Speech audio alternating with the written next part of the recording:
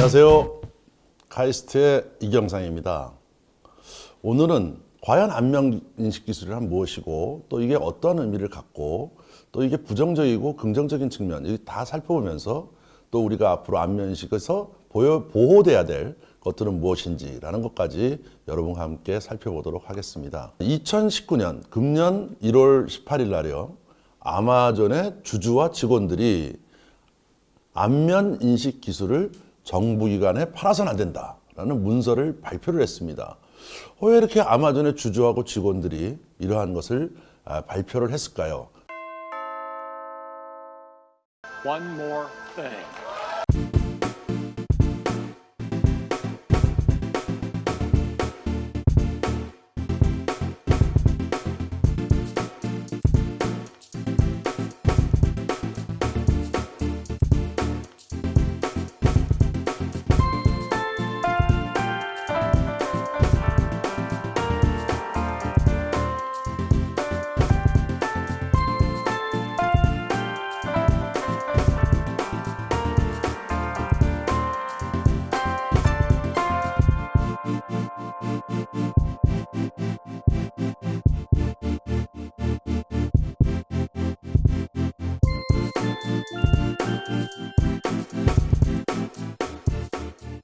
이러한 안면 인식 기술 굉장히 보편화되면 어떤 생각이 드세요? 이게 좋기도 하겠다. 또 하나는 이건 내가 너무 노출되는 거 아닌가? 이런 것들을 생각이 드셨을 거예요. 그래서 이것들을 한번 살펴보죠. 먼저 지금 우리가 너무나 많이 쓰고 있습니다. 여러분이 페이스북에 보면 안면 인식 서비스가 있죠. 사진을 올리면 이 사진의 주인공이 누군가 하고 물어보게 되고 그 주인공을 사람을 지정하면 예를 들어서 이경상이라고 이렇게 찍어 놓으면 그 다음부터 인공지능이 다른 나의 사진이 올라올 때마다 자기가 스스로 이경상이라고 이렇게 규정을 해주는 걸 알 수가 있어요. 바로 이게 인공지능 기반으로 안면 인식을 하는 것이거든요. 이러한 안면 인식 기술은 과연 무엇일까요? 안면 인식은 영어로는 페이스 리코그니션이라고도 하는데요. 이것이 되려고 그러면 먼저 저장된 이미지가 하나 있어야 돼요. 다시 말하면 안면 데이터베이스가 있어야 됩니다. 자, 그 다음에 사진으로 촬영된 디지털 이미지 또는 동영상의 이미지에 어떤 특정한 사람의 얼굴이 선택되잖아요. 그러면 이것을 기존에 있는 안면 데이터베이스하고 상호 비교해서 이것이 누구인가 하고 찾아주는 게 바로 안면 인식 기술이 되겠습니다. 자, 이러한 안면 인식 기술은요. 생체 인식이라고도 하는데요. 생체 인식에는 지문, 홍채, 또 안면 인식 이러한 사람의 직접적인 신체를 가지고 이 사람이 누구인가를 식별하는 거죠. 지문이나 홍채는 거의 한 사람당 하나밖에 없지 않습니까? 그러면 안면 인식은 과연 이렇게 정확할까? 또 어떻게 이것이 잘 활용되고 있는가를 살펴보도록 하겠습니다. 자, 안면 인식을 하는 방법은 여러 가지가 있겠지만 제일 많이 쓰이는 방식은 얼굴에 특정 부위가 있지 않습니까? 예를 들어서 눈과 눈의 사이의 거리, 눈의 크기, 그 다음에 눈썹과 눈썹 간의 간격, 코와 입술 사이의 간격, 입술의 두께 여러 가지가 있을 겁니다. 이런 것들을 측정하는 거죠. 다시 말하면 아이폰 X 같은 경우에는 3,000여 개의 얼굴 점을 찍어 놓고요. 그 점의 특징으로 얼굴을 인식하기 때문에 거의 정확도가 100%에 가깝게 인식이 된다는 게 특징입니다. 그러면 일란성 쌍둥이의 경우는 어떻게 할까? 과연 인지가 가능할까? 자, 일란성 쌍둥이는 전체 인구의 0.35%예요. 따라서 이걸 거꾸로 역산하면 99.7%가 안전하게 인식된다는 거죠. 그런데 실질적으로 중요한 재산이나 이런 부분은 분쟁이 일어날 수 있지 않습니까? 그래서 이 안면 인식은 다른 지문이라든지 아이디나 패스워드와 결합한 이러한 개인정보 식별 방법이 되겠습니다. 아마존의 안면 인식 클라우드 서비스는 거의 세계 최초의 서비스라고 볼 수가 있고요.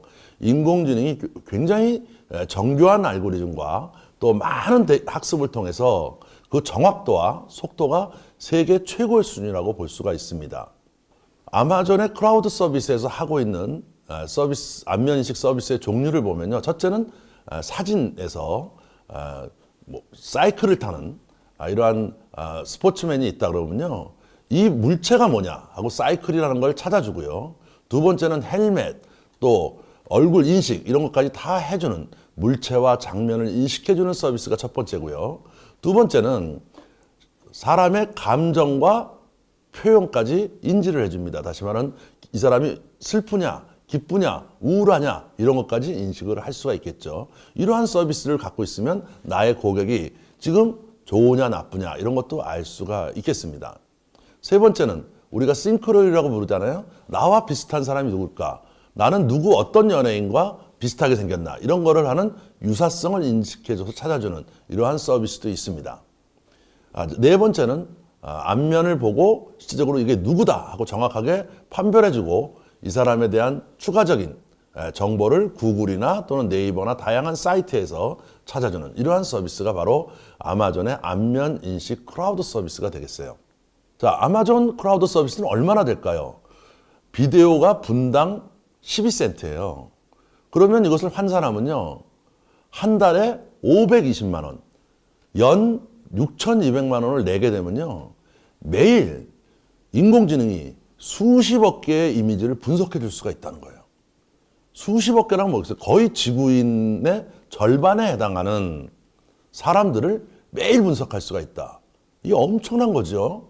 그래서 이러한 서비스가 아주 값싼 비용으로 할 수 있다는데 많은 사람들이 여기에 관심을 갖고 있습니다. 자, 안면 인식 기술의 긍정적인 면 또는 부정적인 면 이걸 한번 살펴보도록 하겠습니다. 자, 긍정적인 면은요. 범죄자를 미리 인식할 수 있고 절도나 공유 자동차를 모으는 사람의 적합성, 또 운동 경기에서도 쓰이고 있어요. 예를 들어서 마라톤이라든지 또는 사이클이라든지 축구 경기라든지 이렇게 다양한 서비스가 안면 인식 기술에 의해서 나타날 수가 있습니다. 이런 게 이제 하나의 긍정적인 면이 되겠어요. 그러면 부정적인 면은 뭘까요? 바로 개인의 인권이 침해된다든지 프라이버시가 노출된다든지 이런 부분이 큰 부정적인 면이 되겠습니다. 그러면 이것을 가지고 실제 정부가 쓰는 사례가 있을까요? 자, 여러분 최근 뉴스를 보신 분은 알겠지만 금년 3월 3일 얼마 전이죠. 중국의 최대 정치 행사가 있어요. 매년 열리는. 이걸 양회라고 합니다. 왜 양회라고 하냐면 두 개 대회가 합쳐서 벌어지기 때문이죠. 전국 인민대표 대회하고 전국 인민정치협상회의하고 합쳐지는 중국에서는 가장 큰 정치적 행사입니다.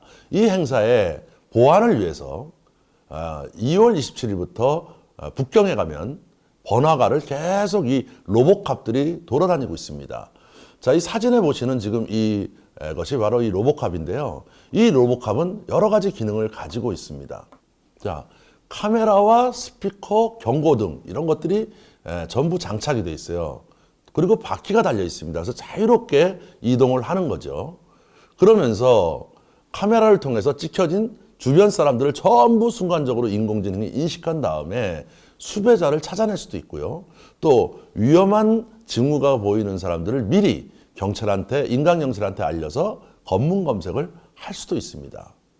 이 기능뿐만 아니고 공기의 질을 측정한다든지 또 화재가 있냐 없냐도 감지해서 전체 대회가 사건, 사고 없이 잘 이루어지도록 하는 역할을 담당하고 있는 겁니다.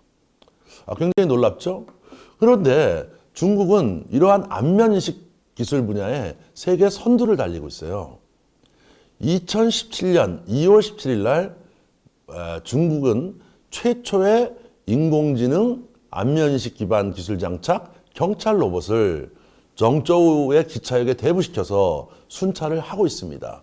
바로 시작된 게 뭐 2년 전이지 않습니까? 이렇게 중국은 높은 수준을 이용한 로봇캅을 운행하고 있는 것을 알 수가 있습니다. 근데 이것은 공산국가니까 가능한 거 아니겠어요? 이것이 이제 우리나라에 만약에 이런 것들이 도입돼야 된다. 어떻게 하겠습니까? 법과 제도가 있어야 돼요. 그래서 여러 가지를 보호해야 된다는 거죠. 다시 말하면 안면인식은 다양한 서비스를 창출해낼 수 있는 좋은 기술인 반면에 또 하나의 것은 보호돼야 될 것은 보호해야 된다는 거예요. 그게 바로 뭐겠습니까? 사생활과 인권 침해에 관한 것이죠. 그러면 무엇이 어떻게 보완되고 보호돼야 되는지 세 가지를 살펴보도록 하겠습니다. 자, 첫째는 안면 인식을 쓰는 기업이나 정부기관에서는요, 이것을 안면 인식을 일반적인 보안 수준을 넘어서야 돼요. 다시 말하면 아이디는 바꾸면 되지 않습니까? 지문은 노출될 곳이 없어요. 내 지문을 가지고 지문이 보편화되어 있지 않기 때문에 내 지문을 가지고 사람들이 내 개인 사생활을 침해할 수가 없습니다. 근데 안면 인식은 어떻게 되겠어요? 안면 인식의 기본 원천인 데이터베이스, 이것이 노출되게 되면 딱 찍히게 변하면 내 사생활까지 전부 신상털기가 된다는 거예요. 그렇기 때문에 안면 인식을 사용하는 기업은 보안 수준이 강조돼야 되고 또 강화돼야 되고 또 규제돼야 된다. 이렇게 우리가 볼 수가 있습니다. 자, 이렇게 하려면 두 번째, 현행의 개인정보보호법을 고쳐야 됩니다. 자, 개인정보보호법의 제23조에 보면요, 보호돼야 될 민감한 정보가 있어요. 그건 뭐겠습니까? 예를 들어서 요즘 뭐 전화번호라든지 스마트폰 번호라든지 또는 주민등록번호, 이런 거는 다 민감 정보죠. 그런데 또 지문도 민감 정보입니다. 그런데 안면 인식은 민감 정보에 들어가 있지 않다는 거예요. 그럼 어떻게 되겠어요? 더 강화돼야 되기 때문에, 또 안면 인식은 더 많은 위험성을 내포하고 있기 때문에 민감 정보에 포함돼야 돼요. 자, 그 다음에 제24조를 보면요, 고유 식별 정보의 안면 인식 분야가 안 들어가 있다는 거예요. 이런 부분을 우리가 서비스를 활용하려고 그러면 고유 식별 정보로 들어가 있어야 된다는 겁니다. 그래야 보호되고 관리될 수 있다는 거죠. 그래서 법적인 조치가 우리가 바로 취해져야 된다라는 거예요. 예를 들어서 아마존 서비스를 지금 누구나 아마존에 신청만 하면 받을 수 있거든요. 받아가지고 막 범죄적인 목적이나 기타 다른 목적으로 쓰게 되면 위험이 바로 나타날 수 있다는 거예요. 가격도 싸지 않습니까? 또 크라우드 서비스잖아요. 그렇기 때문에 이런 부분이 법률 보완이 시급하다, 이렇게 우리가 볼 수가 있습니다. 자, 세 번째, 이제 여러분은 어떻게 생각하세요? 얼굴, 우리 아침에 일어나서 씻고 또 관리를 잘하지 않습니까? 이제 안면, 화장만 중요한 게 아니에요. 여러분의 디지털 얼굴 잘 관리하셔야 됩니다. 그래야 법적으로도 보호도 받고 나의 정보도 안전하게 운영될 수 있는 이러한 것이죠. 자, 여러분 보셨습니까? 안면 인식, 좋은 점, 나쁜 점, 그리고 현재 서비스, 또 미래, 이런 것들을 우리가 함께 살펴봤습니다. 감사합니다.